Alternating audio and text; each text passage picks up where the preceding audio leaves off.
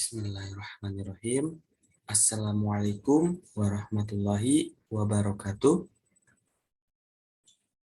Bismillahirrahmanirrahim. Alhamdulillahirabbil alamin. Allahumma sholli ala Muhammad wa ala ali Muhammad.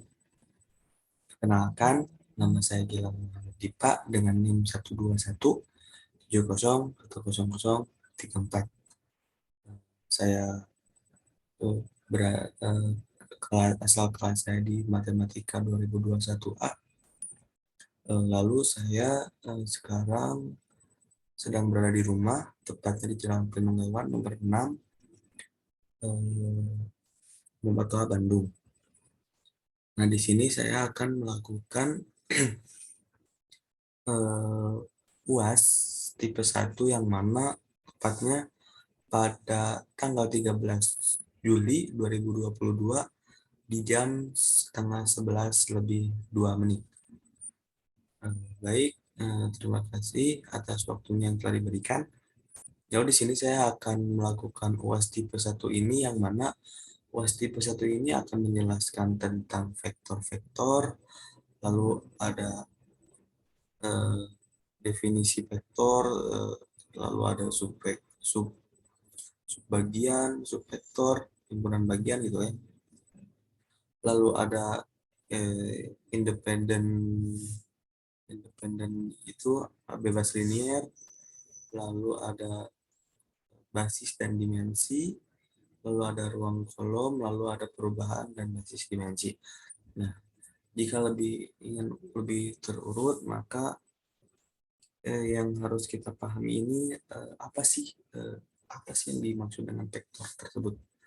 Nah, kita akan memulainya dengan slide di mana saya menggunakan PowerPoint, yang mana ini slide pertama. Lalu, nah ini adalah ruang vektor, di mana dalam SPL jumlah persamaan terbatas, itu 3 persamaan. Nah, data ciri dari suatu objek yang dicatat data dalam vektor akan memperoleh banyak persamaan, tidak seperti SPL yang terbatas. Nah, hal ini tuh seperti pengantar ingin masuk dari materi ke vektor gitu, dari suatu SPL ya. Nah, ciri ini diibaratkan di kampus UIN letaknya di Bandung, gitu. Terus mahasiswa ada NIM, ada tanggal lahir, ada tempat asal tinggal, terus asal sekolah juga. Nah, itu kan akan dikelompokkan hingga membentuk itu ciri khas. Nah, lalu hal yang berbentuk ciri yang di atas tadi itu dapat dinamai dengan vektor. Vektor itu mewakili dari objek tertentu. Misalnya tadi ciri-ciri yang tadi ya. Lalu vektor besaran yang memiliki kuantitas dan arah jika di dalam suatu tulisan itu. Tempat untuk menampungnya vektor-vektor itu dinamakan ruang, di ruang vektor.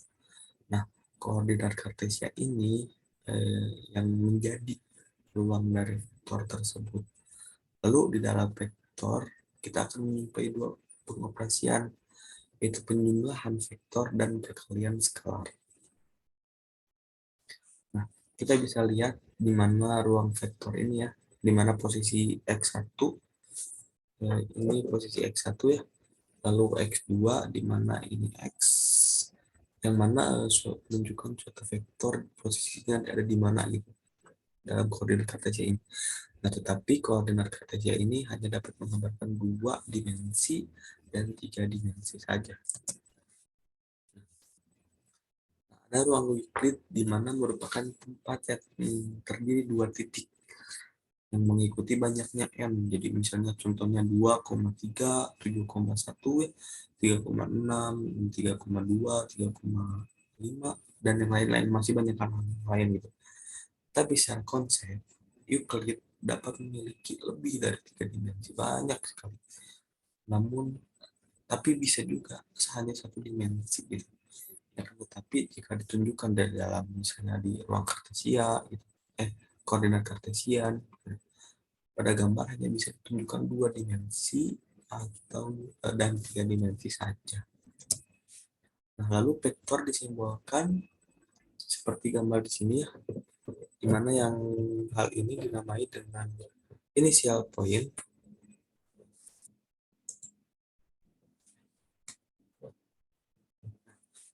Ini dinamai dengan inisial point, lalu yang di sini disebut terminal point, di mana inisial point ini merupakan titik awal ya di sini. Terminal ini, point ini titik akhirnya. Vektor biasanya disimbolkan, vektor ini merupakan simbol ya. Nah, ini dari A ke B. A-nya itu biasanya inisial point gitu, titik awal, lalu B ini titik akhir. Nah, ini menjadi penanda juga bahwa ini adalah vektor. Nah, vektor yang memiliki panjang dan arah yang sama dinamai dengan vektor ekuivalen, dan vektor 0 tidak memiliki arah gitu. Jadi misalkan ada vektor 0, nah vektor 0 tersebut pasti tidak memiliki arah. Nah, kita bisa dicontohkan misalnya vektor 2 dimensi itu 0,0, sedangkan vektor 3 dimensi 0,0,0 ada 3 ya. Lalu kita lanjut ke definisi ruang vektor itu apa sih? Definisi yang pertama yaitu jika kita punya n positif integer, maka n tupel berurut sejumlah n bilangan real V1, V2, V3 sampai Vn. Jadi n ini bisa disebut dengan n space dan dinotasikan menjadi r pangkat n. R pangkat n. Nah, lalu yang kedua ada definisi dua vektor V1, V2 sampai dengan Vn gitu. Dan W1 dan W di sini tuh vektor V dan vektor W ya. Lalu bisa di sampai W1, W2 sampai seterusnya sampai Wn tergantung dari si banyaknya W1, W2 W tersebut.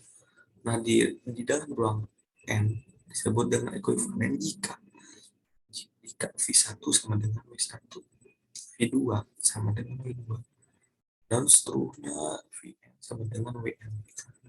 Nah, kita ke definisi ketiga di mana jika V1, V2, Vn, dan W1, W2, Wn di vektor N, R apakah N, maka K adalah skalar. Nah, contohnya KV, di mana K ini skalarnya. Jadi KV1, KV2, KV titik-titik sama dengan KVN ini tuh sama dengan dari K dikali V1, K dikali V2, lalu titik-titik sampai seterusnya tergantung dari kondisinya K dikali V dari N tersebut. Nah, ini ada teorema ya, di mana teorema vektor. Jika V adalah vektor di R pangkat N dan K adalah skalar, maka yang pertama ini adalah 0V, itu sama dengan 0. Lalu yang kedua ada K0 sama dengan 0 juga. Lalu yang ketiga, ketika ada min 1V, maka V ini jadi min V. Vektor ini ditulis tanpa koma dan ditulis menjadi vektor kolom. Nah, identiknya si vektor ini ditulis dengan bentuk vektor kolom. Walaupun ada saja jadi ditulis pun vektor baris. Nah, berikut ini contoh dari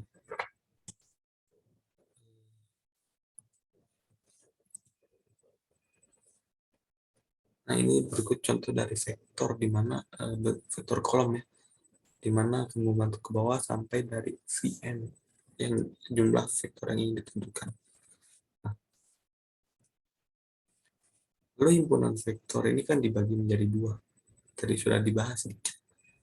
Nah, menjadi dua operasi, yaitu penjumlahan vektor dan perkalian skalar, di mana himpunan-himpunan vektor ini terikat oleh 8 aksioma. Sebelum menuju kepada 8 aksioma tersebut, diketahui bahwa vektor ini sifatnya tertutup atau tidak.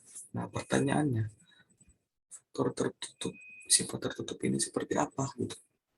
Nah, jika himpunan dioperasikan dengan operasi tertutup tersebut gitu ya, maka hasilnya juga anggota himpunan tersebut.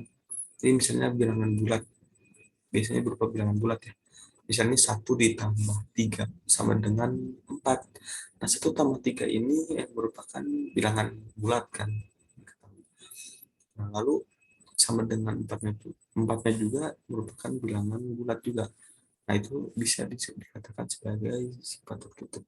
Nah, lain halnya jika 1,5 ditambah 2 ditambah 1,5 ditambah 2,5 menjadi 4, maka itu tidak termasuk dalam bilangan bulat karena yang di kiri itu tidak bilangan bulat sedangkan hasilnya bilangan bulat, itu tidak bisa dinamakan dari sifat tertutup. Lalu pada sekarang ini saya akan membahas tentang ruang bagian di mana jika S ini adalah lambang, adalah subhimpunan tak kosong dari suatu vektor dan memenuhi syarat. Yang pertama, A merupakan anggota S jika X merupakan anggota S untuk sembarang skalarnya A. Lalu yang kedua, ada X ditambah Y merupakan anggota S jika X merupakan anggota S dan Y merupakan anggota S. Jadi kalau misalkan X tambah Y itu harus X merupakan anggota S dan Y-nya merupakan juga anggota S juga. Lalu eh, di himpunan vektor ini memiliki himpunan bagian kan. Lalu di himpunan bagian juga memiliki ruang bagian. Seperti halnya gini, ruang vektor memiliki himpunan vektor. Nah, bagian juga memiliki himpunan bagian. Nah, di layar ini ya ada misalkan contoh himpunan bagian ya, di mana misalkan S sama dengan X1, X2, X3 X1 sama dengan X1 sama dengan X2, maka S adalah ruang bagian dari R kubik ya. Karena 1 dan X ini alfa alfa alfa alfa alfa beta transport di atas. Buktinya skalar perkalian skalar gitu ini, merujuk ke perkalian skalar di mana S ini bagian dari R, itu terbukti gitu. Lalu yang kedua ada contoh di mana jika A B transport dan C C ditransport juga adalah sembarang elemen dari S, maka A B transport ditambah C C D transport adalah A ditambah sama dengan sama dengan A tambah C, A tambah C, B tambah D. Transport merupakan bagian anggota atau anggota dari S itu sendiri. Nah, hal ini menjadikan terbukti gitu. Lalu sekarang pada linear independen. Definisinya, vektor-vektor V1, V2, titik-titik sampai terus kondisi Vn dalam ruang vektor bebas akan dikatakan bebas linear jika C1 V1 tambah C2 V2 tambah titik-titik Cn Vn sama dengan 0. Sama dengan 0 ini merupakan jadi penentu apakah ini linear independen atau terikat. Gitu. Berapapun vektor ini dapat disebut bebas linear ketika kita dapat membuat kombinasi linear. Pembahasan yang sebelum-sebelumnya, kombinasi linear disebut kayak ke1 V1 ditambah ke2 V2. Contohnya seperti itu ya. Dengan vektor 0 dan konstan yang dipilih adalah 0. Contohnya vektor vektor dari 11 dan 12 adalah bebas linear.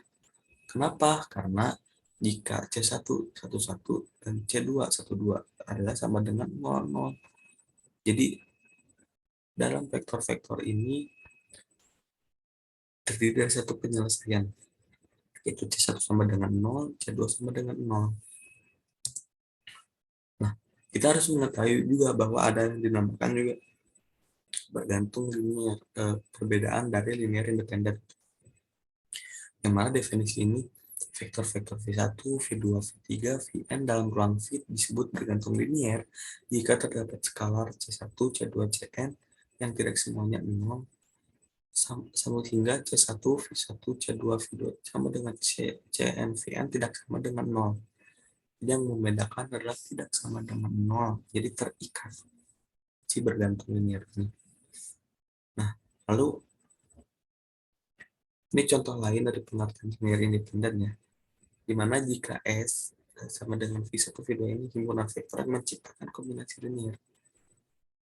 Nah, maka K1 0, K2 0, bahkan Kn sama dengan 0. Jadi kita ini dapat disimpulkan ya, dari K1 sampai K2 atau sampai Kn tidak sama dengan 0, maka termasuk ke dalam independen. Nah, jika ada satu sama dengan satu, itu termasuk ke dependen. Nah, K1 dan V1 ini saling terpisah dan tidak terikat.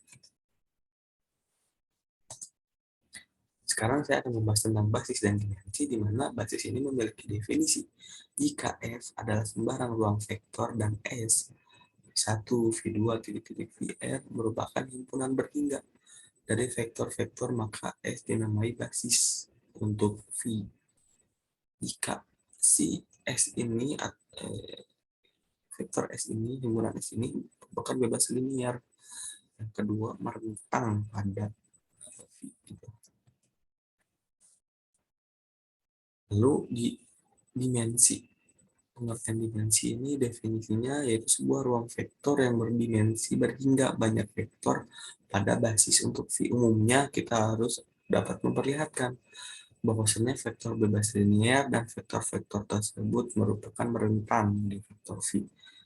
Jadi sebuah R vektor K0 V dinamai berdimensi berhingga jika V ruang tersebut sebuah himpunan berhingga itu membentuk basis. Dimensi itu sendiri singkatnya banyak vektor untuk basisnya V tersebut. Jadi untuk mempelajari vektor-vektor harus mengetahui vektor-vektor tersebut termasuk bebas linear dan merentang ke V yang diawali dengan basis-basis. Lalu dilanjutkan dengan adanya dimensi. Sekarang saya akan menjelaskan bagaimana perubahan basis. Di mana basis ini adalah suatu vektor yang mengsepan dasar yang di ruang vektornya gitu. Lalu basis itu dapat lebih dari satu pasangan lebih dari beberapa pasangan gitu. Lalu dalam satu ruang vektor ini terdapat lebih dari satu baris, di mana tetapi hanya satu baris baku saja. Baris baku ini baris yang mendasari basis-basis yang lainnya. Basis baku dapat dinotasikan menjadi ruang dimensi 2 gitu ya, sama dengan E1, E2 gitu. Jadi sembarang vektor X apapun dalam ruang R2 dapat ditulis sebagai kombinasi linear. X sama dengan X1, E1, itu X1 dikali E1 ya, ditambah X2 dikali E2. Jadi X1, X2 ini ditulis secara koordinat dan X relatif terhadap basis baku. Kita ambil contoh. Misalnya basis Y, Z untuk R pangkat 2. Teorema 3.2 ini yang sudah dijelaskan gitu ya. Maka vektor X yang diketahui ditulis secara tunggal sebagai kombinasi linear. Jadi X sama dengan alfa 1Y ditambah alfa 2Z. Nah, basis bakunya misalnya E1, E2 ya. 1001 di mana X-nya 77.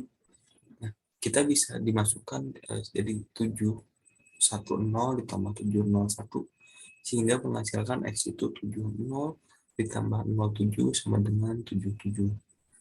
Nah, jadi kelihatan. Jadi basis baku ini YZ ini menghasilkan persamaan alfa Y ditambah beta Z. Yang mana menunjukkan bahwasannya vektor alfa beta transport sebagai vektor koordinat. Yang mana dari X kepada YZ. Ini ada contoh juga misalnya Y 2, 1 transport dan Z 1,4 transport. Jika bebas linear Y dan Z dan membentuk basis R di 2, vektor X77 transport akan mendapatkan X sama dengan 3Y tambah Z. Jadi 77 tadi itu yang sebelumnya setelah dibahas dimasukkan juga ke basis yang baru gitu. Jadi 3, 2, 3 vektor 21 ditambah 14. Jadi yang awalnya E1, E2 yang merupakan basis, jadi berubah menjadi YZ basisnya. Lalu sekarang saya akan membahas tentang ruang baris dan ruang kolom. Jika A matriks M kali N, maka setiap baris A tuple N bilangan-bilangannya real. Jadi tiap baris menjadi vektor R pangkat 1 dikali N. Jadi definisinya jika A adalah matriks M kali N, maka ruang bagian dari R pangkat 1 N yang direntang oleh vektor-vektor baris dari A disebut ruang baris dari A. Lalu ada ruang bagian dari R pangkat N yang direntang oleh vektor-vektor kolom dari A, sebut ruang kolom dari A. Jadi ada perbedaannya dari kalau ruang baris itu jadi R pangkat 1 kali N yang direntang oleh vektor-vektor baris A. Lalu kalau ruang kolom itu direntang oleh vektor-vektor kolom dari R N R, berbentuk kolom yang di atas berbentuk baris. Misalnya contohnya ada vektor di mana A disimbolkan A 1 0 0 1 0. Nah, ruang barisnya tuh skalar berbentuk barisnya 1,00, betanya 0,10 yang menghasilkan alfa beta 0. Lalu ruang kolomnya alfa 10 tambah beta 01 ditambah y 0,0 sehingga menghasilkan alfa beta. Nah, alhamdulillahirrabbilalamin telah selesai pembelajaran selama 1 semester ini terkait tentang aljabar linier elementer. Banyak sekali ilmu yang telah didapatkan, walaupun tidak terlalu jauh membahasnya, akan tetapi cukup dengan mengenal apa saja dari pertemuan awal hingga pertemuan akhir dari aljabar linier, dari sistem persamaan linier, lalu beralih ke vektor-vektor. Kayak di sistem persamaan linier pun banyak, ada matriks pula, sistem persamaan linier, matriks, lalu ke vektor, lalu ada determinan pula gitu kan di dalamnya. Banyak sekali hal yang baru dikenali, yang baru dipelajari untuk sekarang, yang insya Allah jika ilmu tersebut bermanfaat maka akan terus terpakai sampai kapanpun ketika kita mengetahui dan ikhlas belajarnya dan ridho apa yang akan diterimanya gitu, diterima oleh ilmu tersebut. Lalu yang untuk selanjutnya saya akan mengucapkan terima kasih kepada Pak dosen, Pak Arif, yang telah mengajari untuk membimbing dan mempelajari aljabar linear elementer ini. Mohon maaf juga bila saya mengalami keterlambatan dalam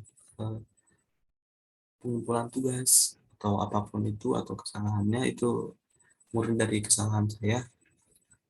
Mohon maaf sekali. Bismillahirrahmanirrahim.